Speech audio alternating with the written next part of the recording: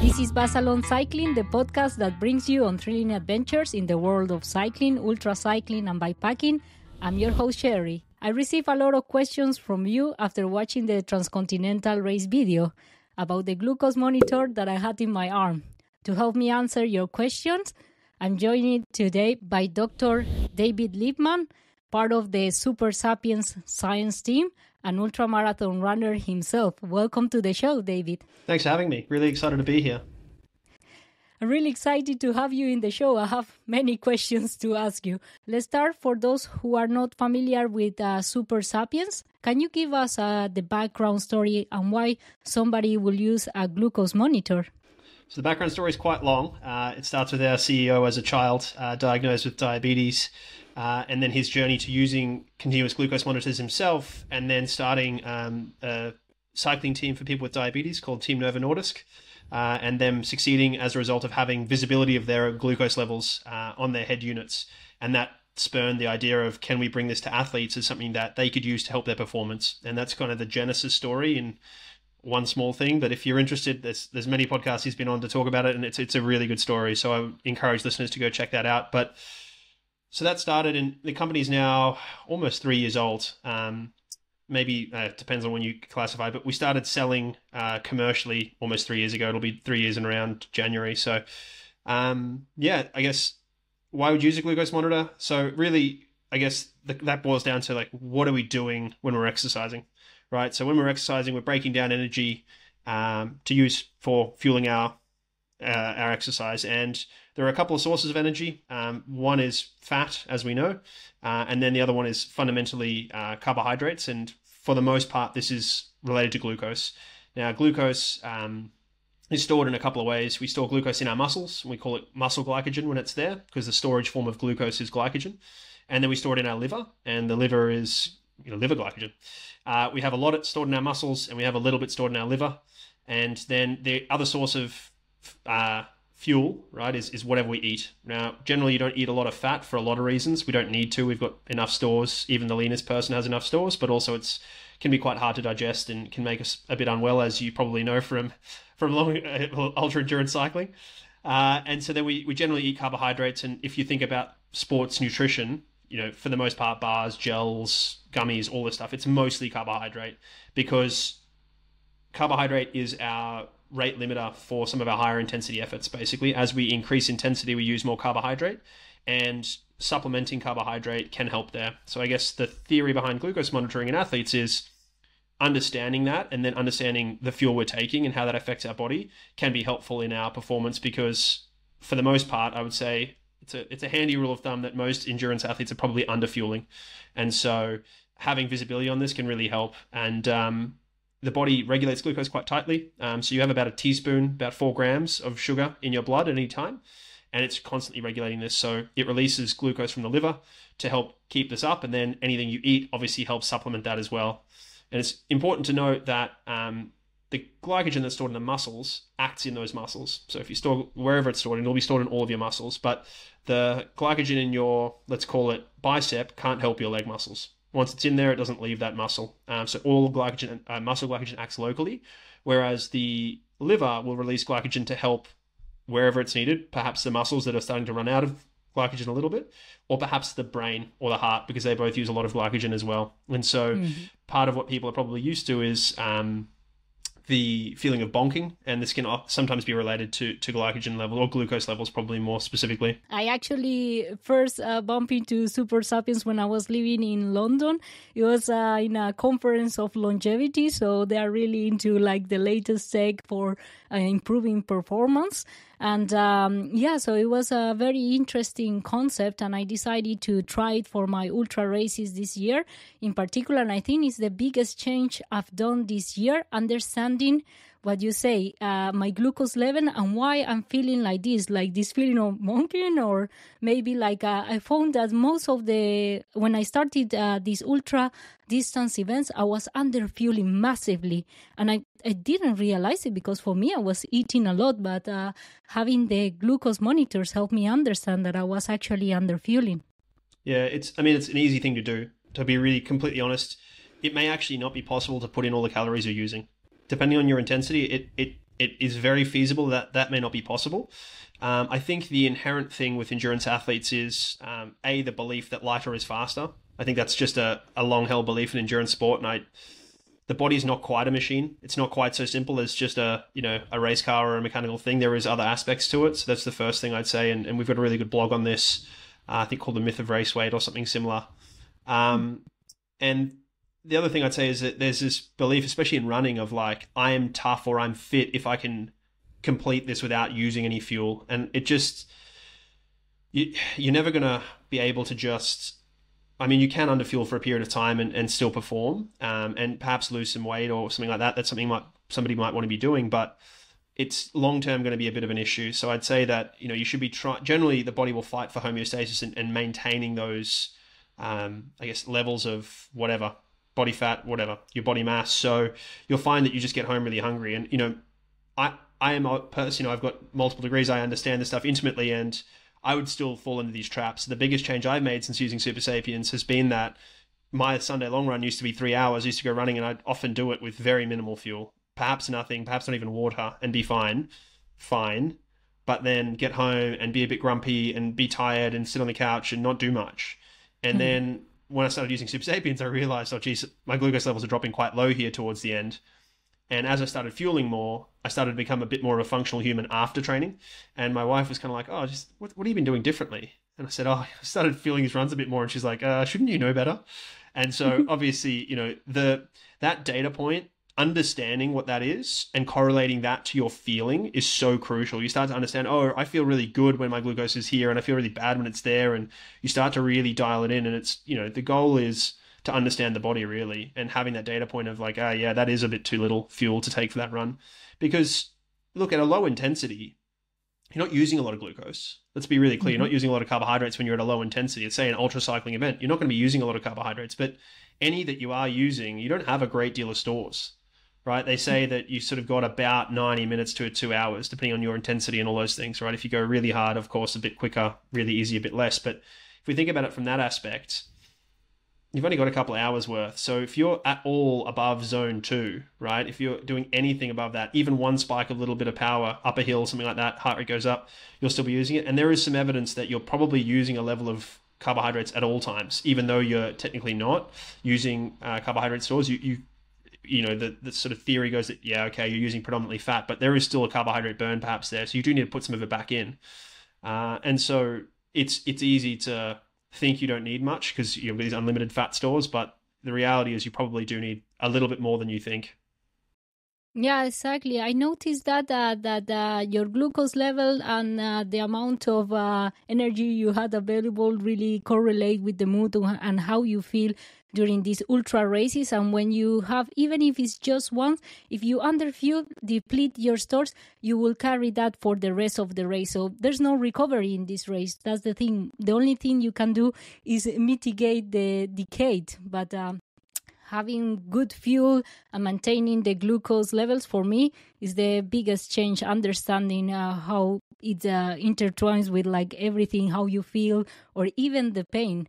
I wanted to touch a little bit on maintaining constant glucose levels, because that's something that Supersapiens really helped me understand during the races. For example, you have some people that prefer to eat, let's say, real food during the races, but sometimes what they associate with real food is like something like a pizza, let's say, and they might have like really like a steep glucose spike, and then the energy levels are not constant. But what I did for the last races was trying to maintain a constant glucose level, so not ingest a big quantity at once, but maintaining the glucose levels stable. For example, the first 24 hours in transcontinental race, I carry like a 20 Morton gel, and I was having one every 30 minutes. And I was like, wow, I feel much better than when I just like have one bar at an hour. So I think it's also not the just fueling, but the type of fuel and how often you consume it. Do you find this with other athletes? Yeah, definitely. I mean, just back to the previous point around the mood thing, there's this classic statement in ultra triathlon, at least, and definitely ultra running, is like low mood, eat food. And that speaks inherently to the understanding that people have developed without glucose monitors, which is like, hey, if you're feeling down, it might be that you're sort of under fueling a little bit, or you need some fuel. But back to the point around stability, there's an interesting anecdote. There's a guy, James McDonald, who we've written a little bit about on our blog and had on our podcast. And he's an ultra cyclist trying to, he's done Land's End to John Groats. I think it is the classic route in the UK. I think he set a record on that. And my memory here is a little bit fuzzy. He did really well at Race Across America as well. And now he's trying to break the 24-hour velodrome world record. And he found, you would assume in the velodrome that aerodynamics is king, right? And drag is the enemy. And what he found was his wattage, his performance, his mood was all better by breaking his aero position more frequently and breaking up his carbohydrate intake to be smaller amounts more regularly, rather than blocking it into, say, every 30 minutes or every hour. He would break it down and do it more frequently. And he's a data analyst for Google. He's done big data analysis on this stuff. So that was really, really insightful to me, because that's the opposite of what I anticipated. Yes, I believe exactly what you said, which is, stable glucose, you'll feel a bit better, all those things, but you're trying to balance different constraints when you're performing, right? So you're talking about carrying 20 Morton gels. Maybe you don't want to carry the weight, or people want to eat pizza because of how it makes them feel. There's lots of constraints here. It's not just a glucose problem, and it's not just a fueling problem. It's many things. And I would assume that in his hierarchy of importance, that aerodynamics sits well above how you're dosing your fueling, not how much he's taking, but how he's dosing it. He's taking the same amount, just more frequently, and yet it didn't. So that was really interesting for me. But we're feeling this anecdotally. We're seeing this from a lot of athletes, that both on and off training, or on and off racing, that more stable glucose seems to feel better from an energy perspective for people, not these big swings. And you sometimes get, a lot of users are saying things like, that 3 p.m. slump I feel is probably as a result of my lunch and having low glucose post-lunch. Because what can happen is you have a very carbohydrate-rich lunch, and that's, regardless, not passing judgment on that, you just have carbohydrates at lunch because you're an athlete or you want to or whatever, and you get an insulin response. That's how you store the glucose. It's very rarely that it brings you back to baseline. It often overshoots, or perhaps that's not fair. At times it overshoots, and you end up with low glucose for a while, and you feel a bit mentally drained, a bit fuzzy. You want to go down, lie down and sleep, right? And so this is pretty classic. And so the same happens in exercise. We generally say that insulin's effect during exercise is minimal because you can absorb carbohydrates as a result of muscle contraction. This is why a classic thing that people wearing CGMs and Supersapiens will find is that if you walk post-meal, it really helps control the glucose release and it helps blunt the spikes, because muscle contraction will help absorb glucose from the blood. And so they get this, you release very little insulin during exercise. The exception is probably a good example is actually ultra cycling, because your intensity is quite low. You cannot sustain a high intensity. You're probably zone 1 at best for most of it. And as a result, your intensity is not that high. So you can actually get these high glucose levels that are then, you get an insulin response, versus if you're, say, closer to zone 3, where the high glucose is often partially driven by the body because the body needs it. So it will actually output more glucose from the liver. So you'll have these high glucose levels as a result of that. And they're not really, they don't really release insulin as a result of that. So what I'm saying is your experience, which is, hey, I'm eating and smaller doses more frequently is helping me more. Like, that correlates a lot with what we've seen. And we've seen a couple of things. So I've done a lot of work personally, because I'm, this is how I started working for the company. I was using Supersapiens before I started working for the company. And the stuff I was looking at was, hey, how does this product work versus that product? How does different dosing frequency work? If I'm taking 60 grams of carbohydrate an hour, but I'm doing 15 grams every 15 minutes versus 30 grams every 30 minutes versus 60 grams every hour, how does that look on my glucose? And how does that make me feel? And how do I perform with that? And so you have to hit some level of compromise between that and then logistics. So if you're taking a gel every 30 minutes and you're on a technical course because you're doing some off-road ultra cycling, hey, is it even possible to take a gel, or can you not take your hands off the handlebars, right? So there's lots of little logistical things. And for me, as somebody who runs marathons and ultra marathons, it's like, what can I carry? And how much do I want? I'm using poles perhaps in an ultra marathon. And it's like, well, I don't really want to be putting them away or holding them aside as I hike up the hill while I'm eating more frequently. So some of that comes into it. Some of it comes down to, you mentioned using gels. Like, it's not that easy to use a half gel, right? Like, let's be honest. There is some stuff where some people, especially triathletes, will throw a bunch of gels into a water bottle, which kind of doesn't make sense to me, but whatever. That is a way you could do something similar. And some of the companies are now releasing bigger gels that you can sort of microdose on. And I've definitely found that. I won't mention the company because I don't know if it's a conflict or anything like that. But one of the companies has released a 90-gram gel, which is perfect for me. I use roughly 90 grams an hour in a marathon. Yeah. So I'll take that and I just sip it across the hour instead of doing 3 30-gram gels in an hour, right? So instead of every 20 minutes getting 30 grams, I'm now getting 90 grams across an hour. And I find that much more enjoyable, much easier on my belly. And performance-wise, it looks to be the same, maybe better. And if you're enjoying it and you feel better and your performance doesn't change, that's a win, right? It's not just about performance. It's also how much you're enjoying it, because I'm not a professional. I'm trying to perform, but I'm not a professional. So for me, some of it's about enjoyment, right? Yeah, exactly. Also, a good point is like, for example, I find I would like to do is like to go more on because for ultra cycling, a lot of it is preparation and understanding your body. So sometimes you cannot carry, as you say, maybe at the beginning you can have 20 gels, but after you kind of have to rely in what you find, like the typical gas station food, etc. So I think it's really interesting to see how the actually foods that you have available will affect you. For example, you might think, maybe these foods are common, and I react better to it. So it's about this element of experimenting and understanding your body and see how you react to it. Also in training, what you mentioned, the under fueling, or I used to do all the time my morning rides fasted. So for me, I couldn't think about eating for a morning ride. It's like, no, you have to do it fasted. But then with the Supersapiens, I learned to understand that I can actually perform better and it correlates with my glucose levels. So it's like it's getting over these barriers that you build over the years. Yeah, look, I still do a lot of training fasted, and there are reasons you may or may not. And one of them is for me is logistics. If I eat, I have to wait hours before I can run because it's uncomfortable, right? And that's the challenge of running versus cycling, where you can probably tolerate a little bit more in the gut than you can running with a level of comfort. So yeah, like you can still do fasted work. The question is, how do you optimize around that? So it may be that if you can get away with a level of intensity and duration that isn't too bad if you can fuel enough the night before. So having a higher carbohydrate dinner for me, I can then go do intensity in the morning. I can get about 90 minutes of work done with a good 30 to 40 minutes worth of intensity in it. And I'm talking something like, classically what people would call VO2 max intervals or even some threshold work. I can get 30 to 40 minutes worth of that plus a bunch of lower intensity stuff around it without a problem. I then come home and eat like a horse, right? The other option you have is if you want to do more work is, okay, start fasted, but fuel really hard during.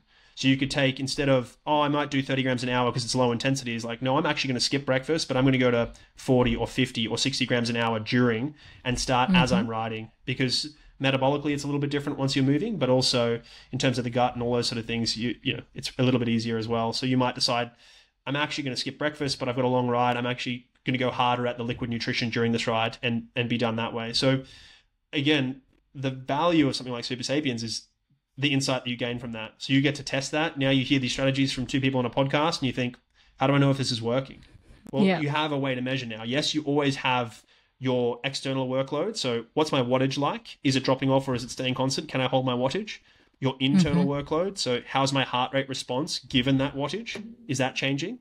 And then the third thing you have now is another objective data point, which is how's my glucose? Is it holding stable? Is it high? Is it low? How do I titrate this? Right? So you've got these different options there you can go for. Yeah, exactly. And I feel that when I started into ultra cycling, I thought you cannot train or prepare for that. It's like something just people go and do this crazy thing. But this past year, I understood actually you can train and prepare for these kind of events. And the more you understand your body, I think sometimes I notice sometimes it's not the strongest riders who is at the top of the race. Is the more experienced one that understand how your body works, how it's going to react.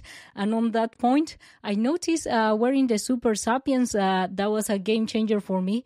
There was a correlation between the glucose levels I observed and the so-called dips when I was feeling super sleepy. And it was always at the same time of the day. So most people, for example, my partner, we have the same routines. We did it together. We go to bed at the same time, everything the same. And I was having my low moments during the day at exactly the same time.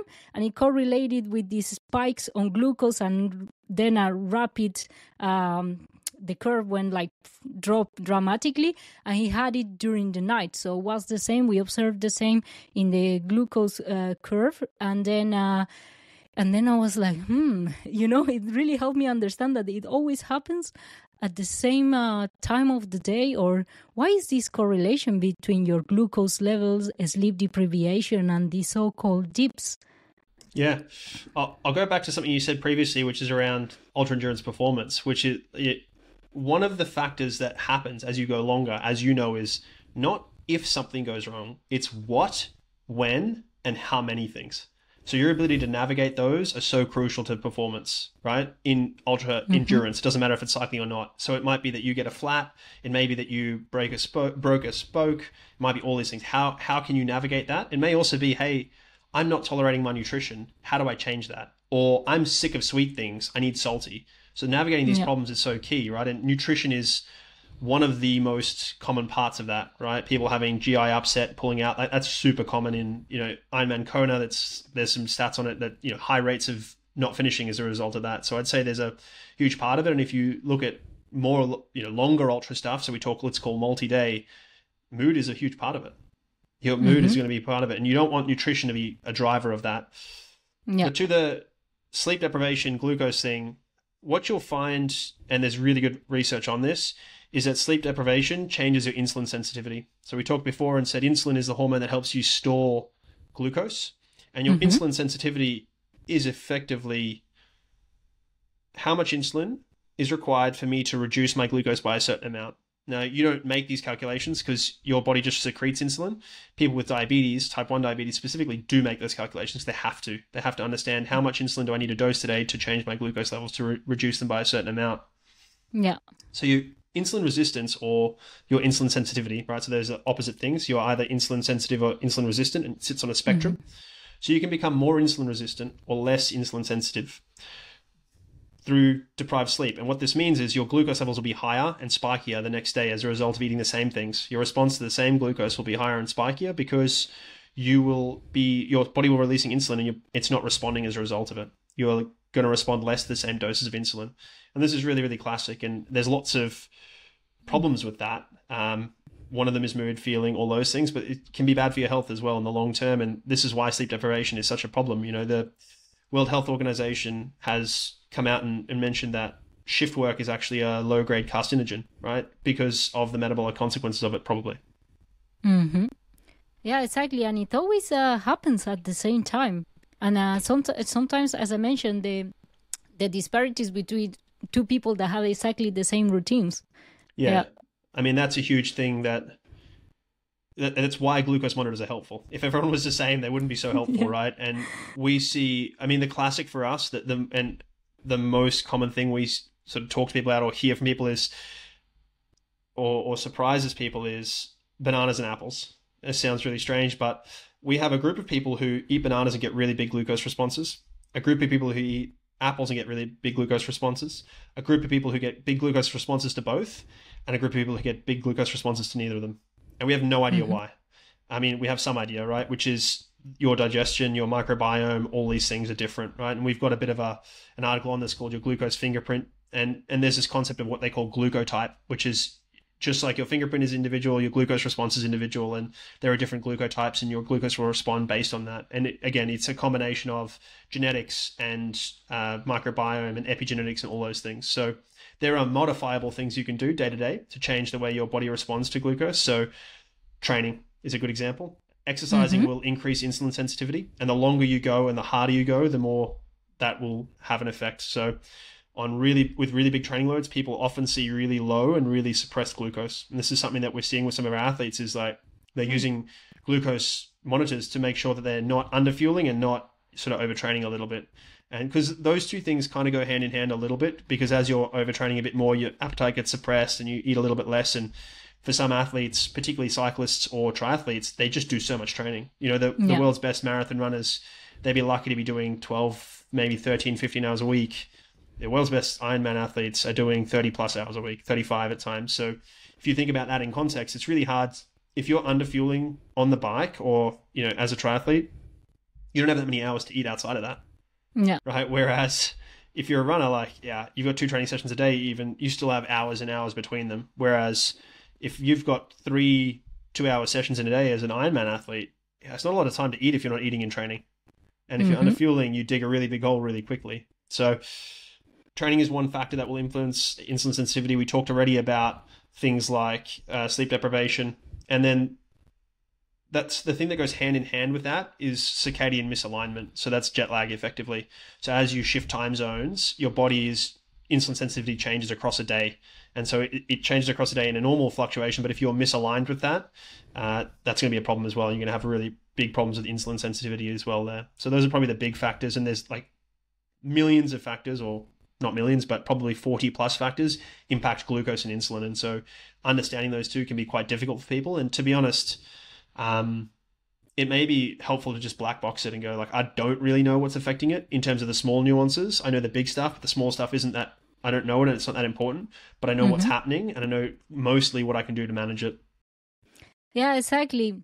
What I noticed is in general, as I maintained more constant glucose levels, the dips were not as intense, I had these huge dips where I felt like my whole body was collapsing. I was falling asleep on the bike. And then I look at the curve, what I ate on the day, and I realized the worst dip I had was when I had a panini that caused a huge glucose spike. And then when I had my dip of the day, it was the most horrendous one.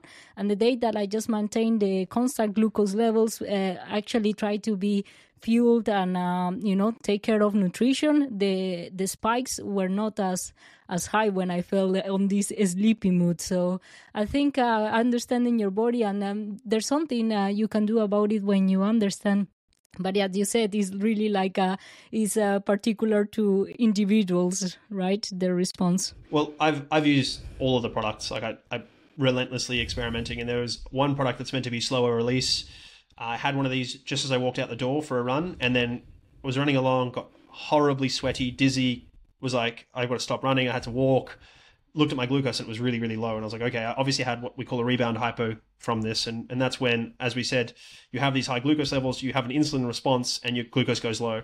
Now, when you're exercising, this is even worse because, as we mentioned before, insulin can remove glucose from the blood and store it or use it, but so can exercise. Exercise and insulin both affect the same transporter. It goes up there and removes glucose from the blood. Now, all of a sudden, you have low glucose, really low glucose, because you've got 2 things that are moving it down. It's like a double downing effect.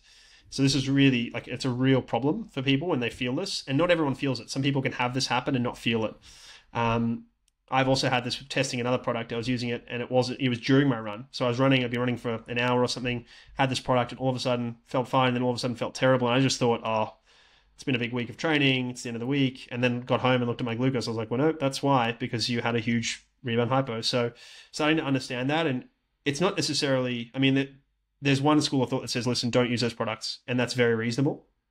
The other school of thought is think about the intensity you're training at when you're using them. Because if they're very sugary, which the second product was, or a high carbohydrate dose and it's quick release, you probably need that when you're going harder and burning more carbohydrates, and then you won't have as much insulin released. So again, it's not necessarily no, N-O, it's no, K-N-O-W. It's about insight and knowledge and understanding, not avoidance, right? And that's the thing that can be this thought of, I need super stable glucose levels at all times. And the easiest way to have stable glucose levels is not eat or eat bacon. And these are not performance enhancing things, right? These are not helpful. So you need to understand, how do I mitigate some of these huge changes and how do I stabilize things a little bit more? And there's lots you can do. We talked about walking, higher fiber intakes, having fiber before you're eating carbohydrates. So, trying to eat a salad before you eat, your panini, or perhaps having protein and fat sort of upfront. And so the interesting thing for a lot of people is their glucose will be very different if they eat the same plate of food in a different order. So if you eat the meat and non-starchy vegetables first, or the sort of protein sources and non-starchy vegetables first, it'll be super different than if you do it the other way around and have the starches first. And that can be a small enough change to help people feel better and sort of perform better from there. Yeah, exactly. The combinations and timing on the day. For example, I experimented with what you said in ultra races. Sometimes it's easy to get salty nuts, so having some salty nuts first and then eating like the high sugary processed food. I was like, okay, still, it's not as bad as when I just eat the 7-day croissant by itself. If you think about multi-day racing as distinct from single-day racing, because single-day racing, you can kind of get away with a lot of stuff, because if you dig yourself a hole, as long as it's not too big a hole during the event, you'll perform fine and you can replace afterwards. But if you're digging yourself a hole on day one, in some regards, it's going to be a real problem on day 5. Let's be really clear on that. And these things generally compound. They don't get better.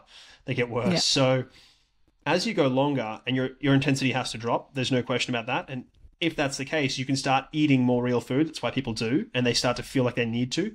Because you can get away with maybe 24 hours on, say, sports nutrition or liquid food, but generally after that, people need something closer to real food. And so then it becomes about what are you eating and why. So yes, people will start to eat more fat, they'll eat more protein, and you probably need maybe not the fat, but definitely the protein. The fat would be helpful from a caloric density point of view. Let's be really clear. Fat is very calorically dense. It's more than twice as calorically dense as carbohydrates or protein. So on some levels, okay, let's just go for there. And when you hear about people who've done Arctic expeditions, they prioritize fat because you need it, right? Mm-hmm. And you can use it at a low intensity. There's no question. You will need carbohydrates. There's almost no question about that. Although there are some people who can do it. There are people who've done long stuff without any carbohydrates. But these people are spending their lives training to do that. And that's, power to them and great. And then the protein, like you will need this over time. You don't need it. Protein isn't really something we use for energy, but you do need to maintain muscle mass and these sort of things, and it is important for health. So you will need to start intaking protein at some point. Right? And you can use some protein for energy needs, but it's not something that happens a lot unless there's a fair bit of stress on the body. So I would say if you said to me, hey Dave, how do I fuel transcontinental? I'd be saying, yes, listen, start to intake some more fat and protein than you would if you were just doing a single day event where you pretty much just go carbohydrate based. I would say the strategy, given that you're stopping at gas stations and stuff, is work out a handful of candy bars that work for you and a handful of other things that work for you and start using those, all right, and test them in training. So it might be that you go, listen, Snickers is universal. There's a Snickers bar everywhere in the world and I like them. So I'm going to go for some Snickers. And then, hey, I need to have, and this is something I suggest for everybody, is you need to have multiple things because you're going to get flavor fatigue. So okay, I have some sweet options. I've got Snickers and Mars bars and maybe a cherry ripe. Those are my 3 that I've got there for different flavors. But then when I get to salty, what are the crisps or chips or whatever you want to call them that you can get at gas stations that you're going to eat because they are salt, which is great, and they're carbohydrates, and they're processed, so it's pretty easy on the gut. And I would just go that way. It's like, what gas station food can I get? And then if you can get a panini and you can get a pizza, great. But probably train that in training as well. Like that's something that you probably need to experience with, again, not as big a problem in cycling because it's your gut isn't as big an issue, but for runners, like you would need to test that, right? There's a big ultra marathon called Ultra Trail du Mont Blanc. They run around Mont Blanc. It's 170 something kilometers. It takes them somewhere between 20 for the fastest men and sort of 28 or 24 to 6 for the fastest women. And then, there are people who are out there for 3 days. So those people, I eat a lot of real food. They eat cheese, they eat meat, they eat all that stuff at aid stations, but you better check that beforehand because otherwise you're going to be really upset, right? And yeah. Yeah, exactly what you say. There's a lot of people I noticed during the races that actually decide to scratch because IG problems or they are not used to consuming that many amount of calories or all these products or all these processed food. So that's something I also train. I go to the gas station, time how long it will take me in and out, know the products that I'm going to take, so are universal, and then is more efficient and also, roughly more or less if it works for you or not. So it's something that also you can train. But very interesting about for example, we always say like the perfect ultra cyclist will not be a really lean person, but will have their storage because it's impossible to consume all these calories for 10 days cycling. I tried, and when you see like the calories you consume and the calories you actually burn, it's impossible. So you have to have some research to tap into it. Yeah, there's zero chance you can meet caloric needs. Zero chance. Even at low intensity, it's just so hard. You can't do it. That said, I mean, you don't need fat stores in even the leanest humans are sufficient and significant, but yeah, there's lots of other challenges. I think one of the biggest challenges with, I would say, even up to 1 hour events, maybe even shorter than that, and beyond, is that people think it's just about energy systems and physiology. They say, oh, if my threshold's this high, my FTP is here, and my VO2 max is this, then I'll be fine. That ignores the skill of things. So in cycling, we're talking, can you take the corner? Can you ride in a bunch? Can you do all those things? And then there's for ultra cycling, you start to get to can you eat properly? Can you troubleshoot with broken gear, all these things? And then it's, how long does it take you, right? So there's again, back to Ultra Trail du Mont Blanc, they were timing these guys and girls through the aid stations, and some of them were taking 30 seconds to a minute to empty their pack, refill their pack, get new water, and go again.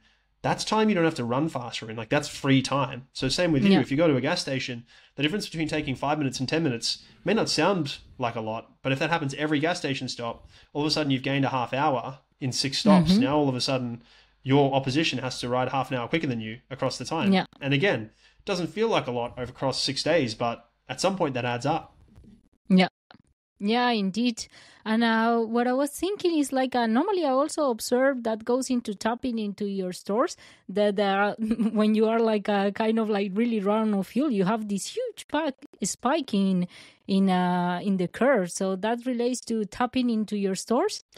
Can be. It can also be stress, right? So one of the big drivers of glucose levels is stress. So as you get stressed for whatever reason, right? We've got some great, I've seen some great glucose traces from people who are flying and there's bad turbulence, or giving big presentations at work, and their glucose can be, well above 200, which is levels I learned in medical school didn't happen in people without diabetes. So, I'm really relearning things, but I guess stress can be a big driver of that as one of the factors for sure. So it might be that you're stressed out. It could be any number of things, and this is part of the challenge. But what again, back to what we said before around black boxing things, you're noticing that a big spike is often a harbinger for, hey, I start to feel badly afterwards. So now it's about, how do I engineer away from that spike, right? And that might be that not eating something that spikes you high. It might be, dosing more frequently. It may be any of these things, but hey, when I see this, I'm worried. So how do I avoid that? And you've started practicing. It doesn't really matter why, right? And that's the big thing here, is you understand. So now, how do I engineer around it? And that's the more important thing, not so much the why of what I'm doing. Yeah, so for example, when you use the Supersapiens data to maybe try to maintain these levels more constant, there is a range there. So this is normally, do you think is something because I get a lot of questions is this a range? How is determined on why should I stay in that range and what is not different for me, let's say? So for our app, we've got sort of 2 zones that we give users. So one is what we call the glucose recovery zone, or the GRZ, and it's blue on our app. That's kind of where you should be trying to spend most of your time. And that's just based on research around hypoglycemia, so low glucose, as defined in the medical literature, which is 70 milligrams per deciliter. So below that, we say probably avoid that. And then above 140 milligrams per deciliter, which is hyperglycemia, high glucose. And so you should spend most of your day between these. What I would say is that there are some people who seem to function below this range pretty regularly. They're often female, and they're often quite young and quite small physically. I used to notice these women coming into the emergency department. They often had low blood pressure and had these fainting episodes. There'd be a number of these. They had a really low heart rate. Everything just seemed to be a bit lower in them. And they're probably just a variant of normal, but they just have these lower metrics as a result. So we've had some users who are like, hey, my glucose is always low. It's like, hey, if that's your normal life and you feel good doing that, it's probably normal for you. So don't pathologize something that isn't pathological. So that's the first thing. But for most people, should spend most of their time between 70 and 140. All right. So that's the first zone. The second zone, probably the one you're talking about, is what we call the GPZ, the glucose performance zone. This is a teaching tool. You can actually modify both of these zones in our app as you want to use them. And we've had some people who change their GRZ, and you should all change your GPZ, your glucose performance zone. That's a teaching tool for you to help learn about your glucose and evaluate your fueling strategy. It's a zone that you want to stay between. So some people just have it set really wide because they're like, hey, I feel good at all these things. For me, it's actually set for marathoning between 130 and 180. And that's because below 130, I start to feel a little bit low on energy if I'm running at that intensity and I'm dropping below there. More so, not so much that it's, hey, below 130, I'm going to feel bad. It's like, hey, if I'm getting to 130 and dropping, it's going to be 100 soon and I'm not going to feel as good. So it's kind of like, let's stay above that. And then above 180, I feel bad. So higher isn't always better. And some people do find that. Some people say, like, hey, I feel great above 200, not a worry. And the thing we're learning a lot is that, hey, some of these elite athletes seem to be able to hold a really high glucose for a long time. We're talking multiple hours. And again, I show that data, even my data, which isn't that impressive comparatively to some of my friends who are doctors, and they're like, oh, does this person have diabetes? No, that's actually me. I'm good. So it's just changing our understanding, I guess. So that GPZ, you can move that around, and I would if I was an ultra, particularly an ultra cyclist, because our default setting is a little bit higher than I think you probably need.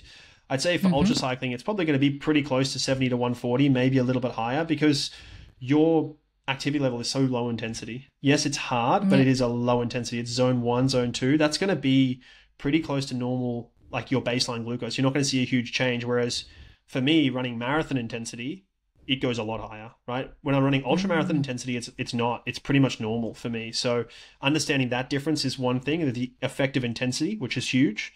And then it's about how do you hold it stable. I'd say for ultra cycling, the metrics you should be, and ultra marathoning as well, the metrics you should be interested in are stability. So how stable is that? And we output this, right? So can you keep it stable? The slope, which is what's happening in my glucose, is it dropping over time? And you don't want to see that. You'd ideally not have it dropping over time. And then the third one I'd say is drops themselves. And these are a certain amount of, there's a algorithm that works it out, but basically these drops that are fairly acute in glucose, and you'll often feel pretty bad with these. So trying to minimize those. And they seem to be more frequent if you're starting to run out of fuel. So we see this in people as they start to run out of fuel, they have more drops, they have this downward slope, and perhaps also some more time below sort of 70 or 80, which we use in the app as well. And all of that sort of rolls up with GPZ to like your glucose score, which is kind of a score we give people to try and help them understand about their fueling and how that was for them. Yeah, exactly. I find this really interesting because I actually use the Supersapiens app, the integration with Garmin. So I have the glucose level and an alert on my Garmin that tells me if I drop under certain level. But it's very interesting to see what you pointed out. I should adapt the parameters to my personal levels. And also very interesting what you mentioned about hormones like stress. You have these huge spikes because of stress. And also, I think maybe a topic for another day, but I notice it, especially as a woman, it really correlates with hormones, and the menstrual cycle is incredible. Like the performance and absorptions of glucose, or how my body reacts to the same kind of fuel, is like a day and night. We have some women who tell us that, and we have some women where they have a very different level average glucose across their cycle. So you'll see this very clear 2-week difference. They'll be 5 milligrams per deciliter different in the different parts of their cycle. We also have some women where it doesn't happen at all. And so it's really hard for us to understand. It's really hard with the research because there's not a lot of research on this. Maybe what it reflects, and this is a bit of speculation, is that just because you're in a different phase of your cycle, we all say, at this stage, this hormone dominates, right? FSH in this stage and LH in that stage. But the ratios of those two are not constant. So you will have more of one than the other, but it might be a 2:1 or a 3:1 ratio. And perhaps this difference is part of what's driving the heterogeneity between different women of like, hey, in this phase I see this, and in that phase I see that. Because not all women, just because you're in a different phase of your menstrual cycle, have the same ratios of those hormones. So that might be part of it. And it's really hard. And those hormones, FSH and LH, drive estrogen and progesterone. It's the same sort of story as what's our ratios there. So it's really hard for us to understand. And we're trying to support research around it. We're really passionate about it. But it's just everybody wants to be able to say, hey, this is the case. And we're just not there yet. And the problem with that advice is like, we're not seeing it. The benefit of a technology like Supersapiens is you actually don't need to wait on that research. You're an N of one, you're yourself. So you, Sherry, just told me, hey, I see this. And it's like, cool, you see that? That's cool. Now you know, right? So it doesn't matter what the research says so much because you know for you what's relevant. And that's one thing with research is we give a group average. So on the group average, there's no effect. We know that. Unfortunately, that's not helpful to someone like you where there is an effect, right? So where do you sit within that group or with respect to that group? So how do you respond? And that's really, really important. Yeah, exactly. It's what you say. You can kind of take action on your health and understanding your body, so you don't have to wait until to see a research or you can use the data you get, the personalized data you get now. And as you said, like now we have all these tools available, like Supersapiens, for example, like power meters, etc., that you didn't have like 10 years ago. So you can really see the correlation. So I think a lot of people say, oh, that happened to me, but understanding why is really powerful. Like and it kind of encourages you and makes you aware to make the changes, because otherwise you wouldn't do it. As I mentioned, I would never think about eating during a workout in the morning, or to eat during a workout. Like even an intensity one, like the VO2 max builder. I got a coach now, and he was like, oh, you should eat during VO2 max builder. I was like, what? I'm not doing that. And then understanding the data, then you're like, yeah, maybe he's right. Yeah, I mean, people are loving the overlay. So if you've got a Training Peaks premium account, you can actually overlay your glucose data using the Supersapiens dashboard. So people are really enjoying seeing that, right? So, oh, my power's dropping here, my heart rate's changing. Oh, look, my glucose is changing, right? And this is the elevation. So there's some really cool stuff there. The other thing I'd say is that when you're doing whatever you're doing from a nutrition standpoint, be that on or off the bike, it's really hard to understand if that was good or bad. And I don't really like using those terms, but like, let's just, for simple sake, you don't really get feedback, right? If most people know you probably shouldn't be eating whatever, ice cream or cookies or whatever every night. We all kind of know that, but you don't get that feedback until down the line when all of a sudden, hey, I've put on a bunch of weight, or my dress doesn't fit, or my pants don't fit, right? That's a long feedback loop. That's months. Similarly on the bike, you kind of work out afterwards, oh, maybe it was fueling. I don't know. I think maybe that's why, right? When you're doing your post-hoc analysis, like, oh, why did it go badly? Why did I DNF? Maybe it was fueling. This tool on your arm, giving you minute-by-minute data, that's really quick feedback. Hey, what did that gel do? Oh, wow, that was a really big spike. Maybe I need to use that when I'm going to go up a hill, not when I'm riding flat. Or, those cookies, I didn't think I should be eating them, but now when I see what it does to my glucose, now all of a sudden I know I shouldn't be eating them, right? And there's a lot of criticism that, hey, eating cookies, nobody thinks it's a good idea, or rather, you shouldn't be eating cookies every night. It's a sometimes food. Sure, that's all fine, but there's a huge difference between knowledge and action, and the feedback that something like CGM can provide you might be helping people cross that knowledge-action gap, right? It's that feedback. All of a sudden, you're like, oh, wow, look at that. That doesn't look good. I should probably not do that, right? So, and then the other thing is, especially for potentially US listeners, I've found in the US, there's sneaky amounts of sugar in a lot of things. So it starts to give you some feedback on that, right? Be it a sauce, you think, hey, I'm having a salad and my dressing's, I put this dressing on, it's great. And you're like, oh, wow, why'd my glucose go up? You're like, oh, and now you read the bottle and you go, geez, there's quite a bit of sugar in this. Maybe I don't want to have that, right? So there's some stuff to really consider there around what's the feedback you can get there and how's your body reacting to different foods. Yeah, because to be realistic, most of us don't learn the description of the food, the ingredients, and there's so many ways to call different kind of sweeteners that even as a consumer, and if it's like, I don't understand, that doesn't have that much sugar. And I was like, yep, these guys in like 3 different forms.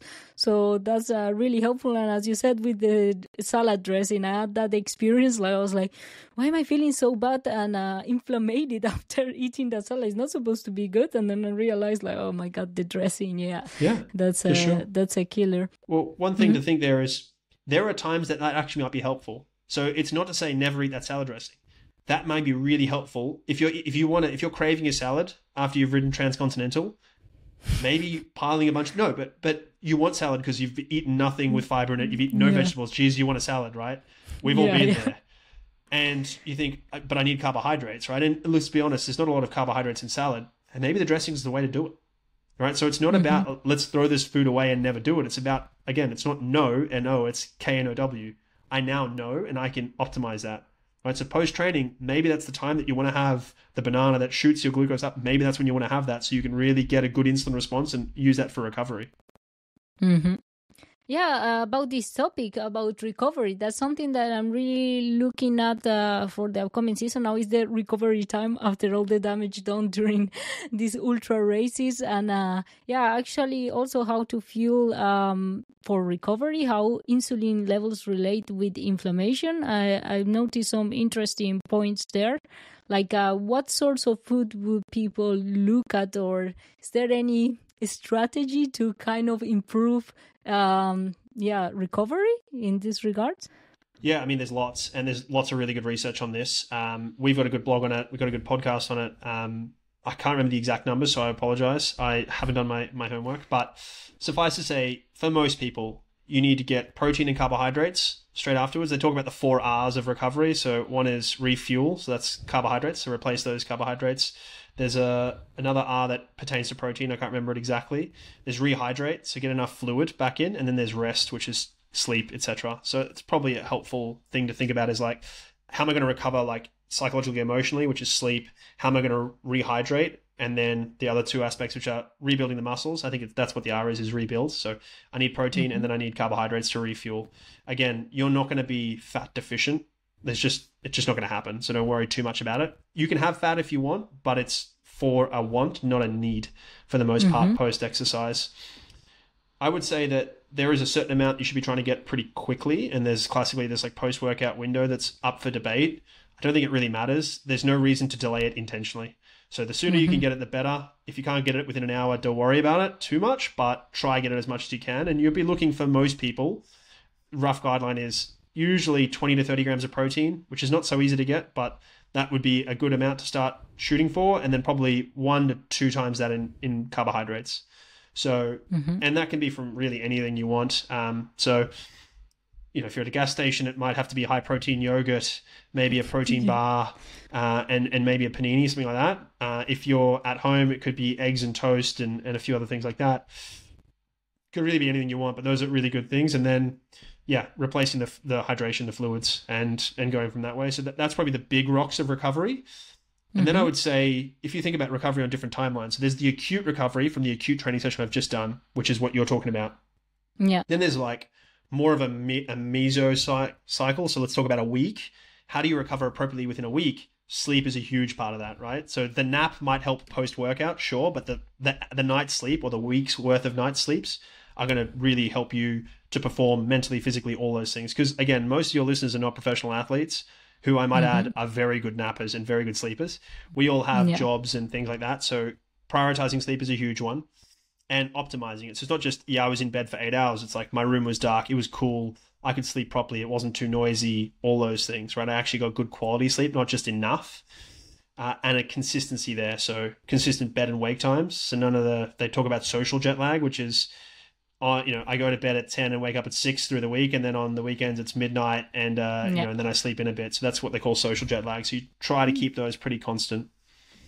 Then there's the sort of more longer term, probably beyond a week, which is where we start talking about underfueling. You can actually, and there is an article that was recently released where underfueling might actually be helpful to performance for a short period of time. And that's not me advocating for it, because I'm staunchly against this. But there's an evolutionary concept to this, which is if we couldn't find food, we probably needed to perform better to go find it. So there is a period of time, and this is part of the problem for people who are underfueling, is they actually see their performance doesn't get impacted initially. And then all of a sudden they're injured, and then it's a problem. So where the underfueling leads to things like, well, underfueling by definition is what they call low energy availability. And this might just be how much spare energy do you have? So that doesn't necessarily mean that you're underfueling. It might be that you're overtraining for the amount of fuel you're putting in, or you're undereating, right? So people can have low energy availability without training at all because they're undereating. So there's two moving things here: is what's your expenditure and what are you using? And this then drives into what people might have heard of called RED-S or REDS, relative energy deficiency in sport. And this predisposes people to stress fractures and all these things. This is classically what happens. Women might lose their period. There's all sorts of hormonal and these sort of problems. So there's a recovery aspect avoiding that, and that's about eating enough day to day, week to week, month to month. And this might be why you're riding easy for an hour, zone 1, and still fueling, because, hey, you've got a caloric need and a carbohydrate need in a day or in a week or in a month, and that's one of the ways you can get it. Right? If you're a busy person who's working all those things, you may not have a lot of time to sit down and eat or do all those things because you're a mother or a father, all these things. So where do you get those calories? When can you eat them? That may be the time, right? And it's not perfect, but lives are imperfect. We all have an imperfect life. We're all trying to optimize for many variables, be it performance, on the bike, off the bike, at home, all these things, right? So how are we looking at it in that respect? But yeah, the big rocks for recovery: hydration, protein, carbohydrates, and sleep. Those 4 are the big rocks in the short, medium, and long term. And then where they have relative emphasis and importance depends on the timeline you're looking at. Mm-hmm. And what you said, like long-term recovery, I noticed after these ultra races, I was extremely hungry for not a day, a week. I was like eating everything I could find. But I also noticed it was quite interesting in regards to fluids. Uh, First, second day after the race, nothing. But third day, I like puffed up. Like the water retention was insane. Like wow, it's like do you think that's associated with the consumption of carbohydrates, or more with homeostasis and the electrolytes? Because sometimes also like it's very difficult to be on top of electrolytes consuming and so maintaining that balance, because you're always having this sugary food.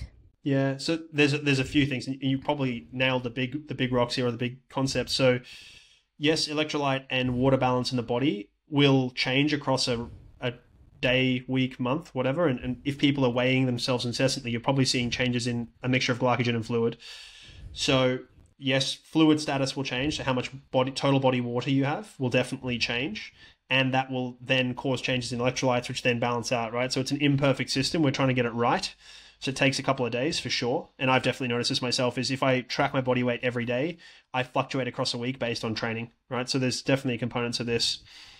The second thing you mentioned, which is, was it related to carbohydrate, is yes. Yes is the answer, because we talked a bit before about glycogen storage, right? And there's a fair chance that you'd used most of your glycogen by the end of a race, regardless of what you're doing. And it will never be zero. That's not really possible, but it gets low. And you will then eat a bunch of carbohydrates over the next couple of days and use a bunch, right? It's never, you don't stop using them. So you're replacing all that. As you store more glycogen, it's actually stored with water.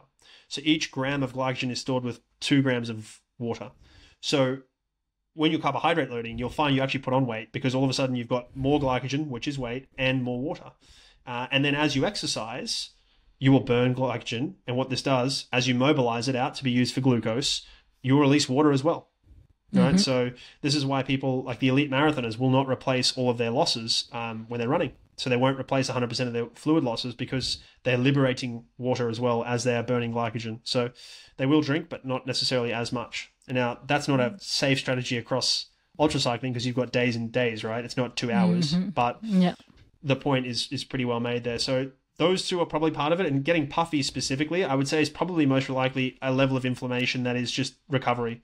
So people have this negative connotation for inflammation, like it's a bad thing.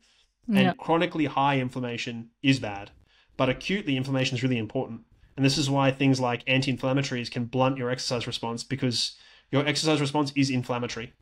So things like ice baths, cold plunges, that stuff needs to be away from your exercise, because it's going to blunt your adaptations to your exercise for the most part. So the take home there is, you probably had a level of, you're refueling, and like, look, days of hunger, I feel that. After a race, I'm often not that hungry.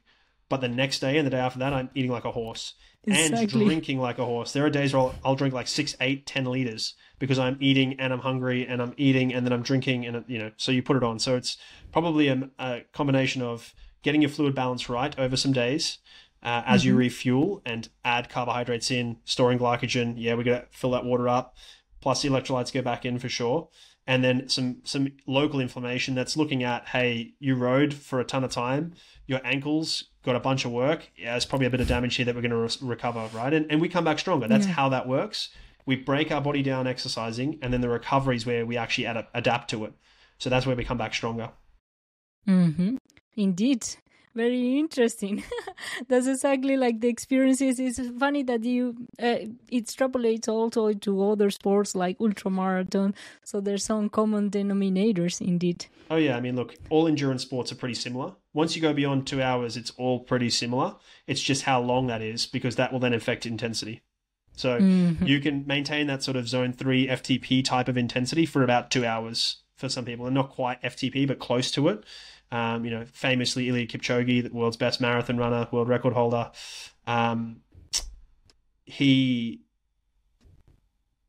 got about 94% of the equivalent to FTP for 2 hours or thereabouts, right? So that's the sort of top end for 2 hours as a block. But otherwise, it has to be lower than that. And then all of a sudden, you're burning through glycogen, and it becomes a rate limiter. So beyond about probably 3 hours, yeah, the intensity is below zone 3 for the most part. Yes, you'll have spikes above it, but so then all the physiology is pretty similar. And then it's just about your strategies, which are, okay, how am I going to get this food? What is it going to be? Real food versus not, protein, fat ratios to carbohydrates, and then all the other little things, recovery, gear, all that stuff, where it makes a huge difference, because that stuff makes a difference. If you've got a blister for 2 hours, it's unpleasant. If you've got a blister for 6 hours, it's a real nightmare. And if you've got a blister for 6 days, it's going to ruin your race. So that stuff becomes disproportionately important. Yeah, indeed. Wow, that's very interesting insights indeed, how everything correlates, and to really understand when you use these tools, what's the changes you can make to the way you fuel your intensity, etc. Wow, I feel like we have a lot of things to talk about, but maybe we will continue in another episode of the podcast. Yeah, always happy to come back. Thanks so much for having me. Thank you so much. And for the listeners, so if you're watching on YouTube, leave a comment with your questions for upcoming episodes. And if you listen on Apple Podcasts and Spotify, rate the show.